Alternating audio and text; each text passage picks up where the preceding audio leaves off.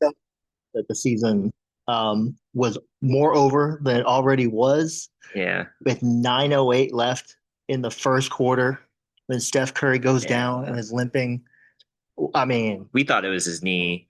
It ended up being his ankle. He tweaked his ankle. There's yeah. a really good photo that Joseph posted that shows the Jose ankle. Fajardo, Bay Area News Group Yeah, photographer, Pulitzer Prize winner. yeah, great photo. Clearly ankle, so he played through it. He kind of likes just playing through it when he tweaks his ankles like that, just to keep it warm and moving. Yeah. Post game, big bucket of ice. Yeah, huge bucket of ice. He didn't come to the podium. We had to go to him. He was just wrapped in towels, kind of looked like he was in Dune. Yeah. But By the way, we're here in Sacramento, actually sitting where Doug Christie gave his end of the year address, basically yeah, about 50 minutes ago. yeah.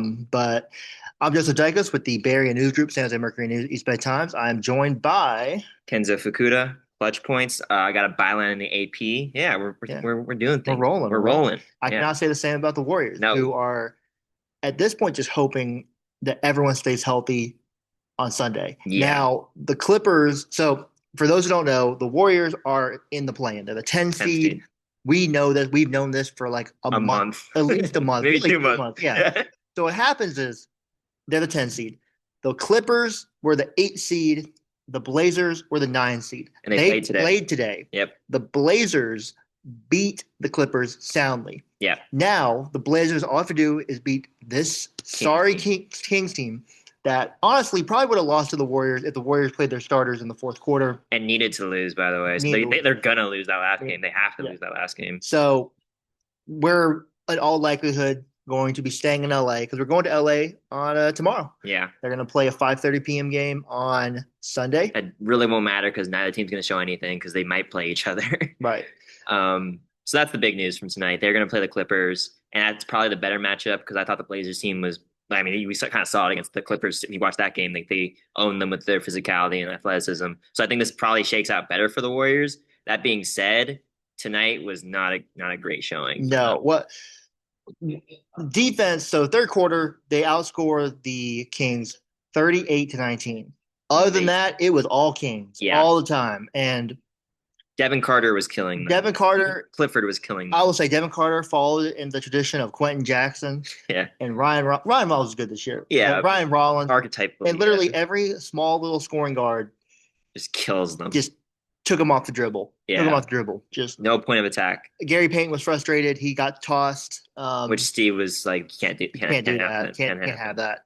I mean, guys, what is the goal for this last, I guess, game? What do you want to see? I mean, Porzingis comes back, Horford comes back. They look good together. They look good together. That was actually one encouraging thing. Actually, defensively, it was really I was impressed. Yeah, they were the only ones who played defense tonight. Yeah, like, it was pretty bad. Otherwise, like Ole. Otherwise, what you're looking for in that last game is some momentum and chemistry, which Steve Kerr admitted post game that they don't have don't really have that right now because injuries and all the like rotational changes and everything. So you're hoping that they can look for that in that Clippers game, and Steve said they're going to play that game as if they're play a game, but I don't know how much they're actually showing. I don't think they're going to chase. No, they're not chasing the win for sure. I think these wins lost. I think it's going to be a lot like tonight's game. You're going to play Steph in 8-minute bursts. Yeah, boom, boom, boom, or pretty close to 8-minute bursts. Yeah, and then fourth quarter, pack it up. I mean, maybe you only get a second half thing because like Steph wants to play probably his normal minute load that last game, but. Mm-hmm. I mean, tweaked ankle, still tweaked ankle, even if he's been through it and had the braces on. Like, I think they're probably going to be super cautious with that game. Something I thought was really interesting about the way, I mean, the first quarter he tweaks his ankle. We thought it might have been his knee. We thought it was his knee. And like it looked like he looked like he could barely move. Yeah. Not he looked like he could barely move. He could barely move. He shook it off. But then the second quarter was bad. I mean, it looked like I was like, oh, this might be it.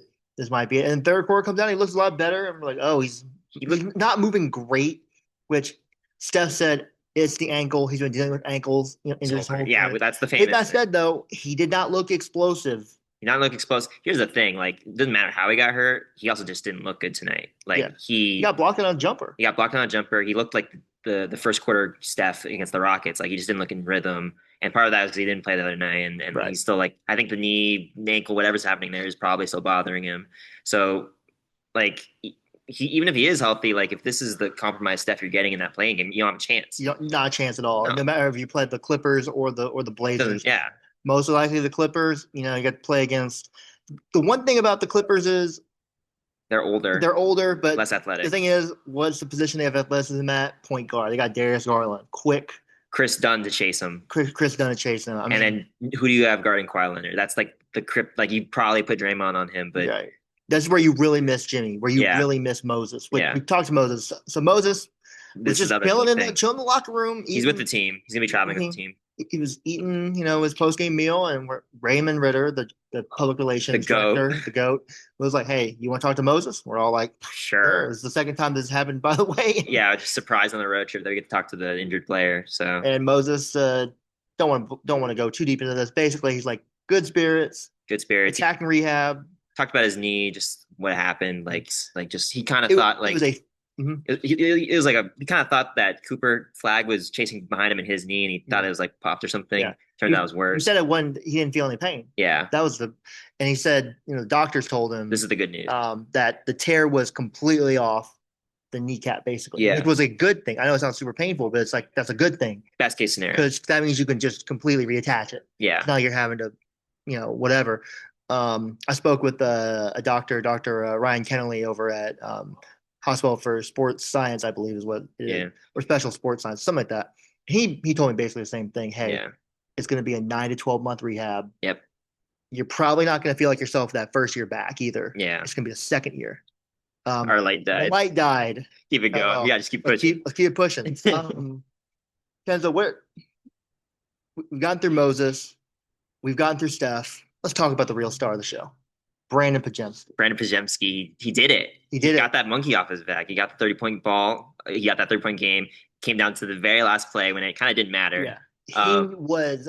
He was not passing that ball. He was not passing the ball. He got fouled. He got fouled. He had 29 points. He misses the first free throw. The crowd's going crazy because if he misses the second one, you can see. I think you can watch the replay. You can see him take like a big breath. Like this is like Game 7 of the final. The bench is standing. The fans are going crazy because one, they kind of know what's going on, and two, if he misses, they get free pizza. So everyone's going crazy, but he nails it, swishes it. And post game, he acknowledged it because we kind of asked him like, "Hey, did you know what's going on there?" Yeah. So like he said, activate. You can activate the account again. Activate the account. Which, by the way, Podziemski's gravity. By the way, you gotta change the name of the @ It's like Curry's a fraud or something. You gotta change that, man. Yeah, if you're a Warriors fan, you gotta change that.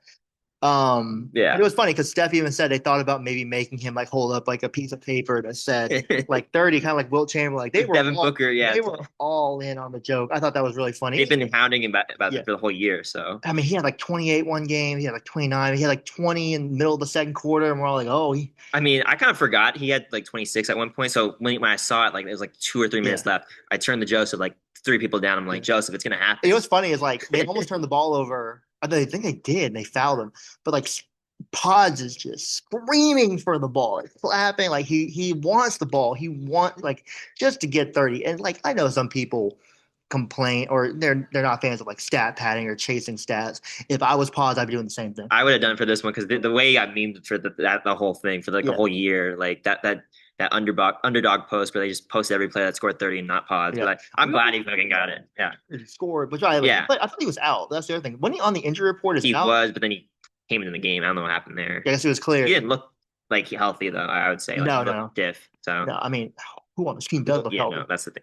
Podz looks healthy. He's gonna play all 82 probably. So yes, which I think is funny because he's taken more abuse than any Warrior. Maybe that's just because he's actually been the only one who actually got to play every game. So we've seen every little inch of him. Yeah. So but yeah, that.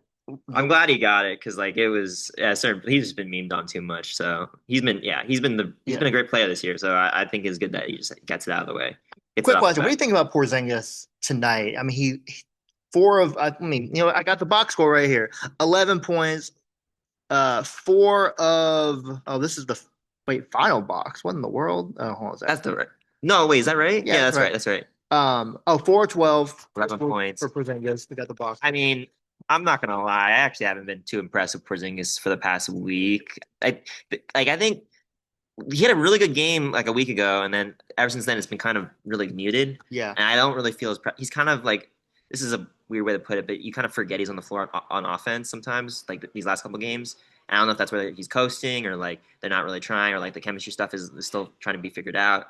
but I just don't think he's looked all that like positive. Like defensively tonight, he was way better, but Yeah, I don't which think I think is kind of more important just because he can shoot. So they're going to guard him like he can shoot. they're still gonna guard him. That's the that's the thing. They're Is still gonna guard him like he's gonna shoot, but which is like more important than I mean it's the kind of defense is where we were concerned. yeah. So But also you're playing the Kings and like we memed them a few days ago. yeah, I mean, this has been my by the way, problem. Maxime Reynaud Yeah, looked pretty good. he Hands also for his got in own. with Draymond. Yeah. Got with Draymond, wasn't scared of Draymond. Here's my biggest problem. The Warriors for the last like 2 weeks, they've known they've been playing and whatever. And that's not their fault.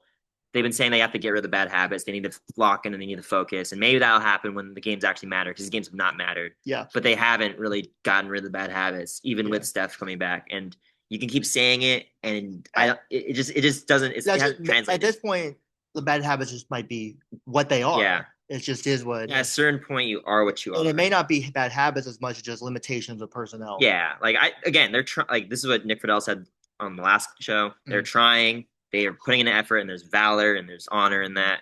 But again, some of these shortcomings, like they just can't shake it. I just don't think they can shake it. One thing I'll mention really quickly is I was looking at, obviously minutes were kind of skewed towards the end because they just benched everybody. Yeah. But when the veterans were in, the three guys who got major minutes off the bench were Gary Payton, DeAnthony Melton, and Al Horford. Yep. A wing, a guard, and a big. Yeah.